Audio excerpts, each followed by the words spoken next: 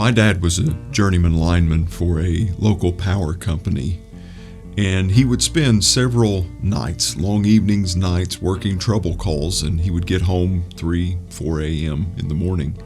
My mom was one who liked to move furniture from time to time, actually somewhat frequently.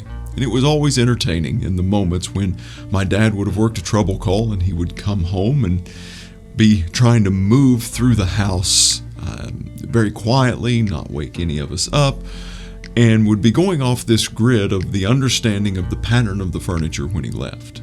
When he would come home, sometimes that furniture would be moved, would be in different places than when he left. Because it was dark, there would be some comedic moments of when my dad would run into furniture that currently was there that wasn't there before. You see, there's something about darkness that we all find ourselves having to navigate at times, whether it's figurative or, in the case of my dad, very literal.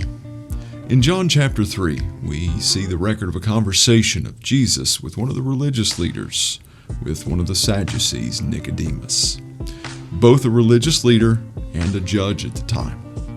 But it happened under the blanket of night, at a time where Nicodemus probably didn't want to be seen inquiring and having this conversation with Jesus Christ, this one who is beginning to be proclaimed as the Messiah.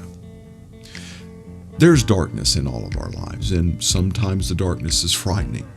Whether it's justified or not, there's elements of the unknown about the darkness that are just unsettling for us.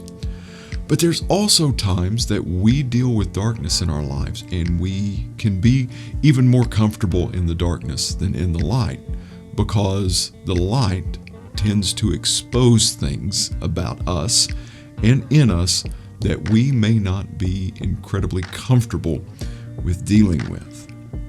All throughout the New Testament, especially in the Gospel of John and the additional writings of John, 1 John, 2 John, 3 John, Revelation, we see this reference to Jesus Christ being the light of the world that comes to not only expose darkness, but also to conquer darkness as well.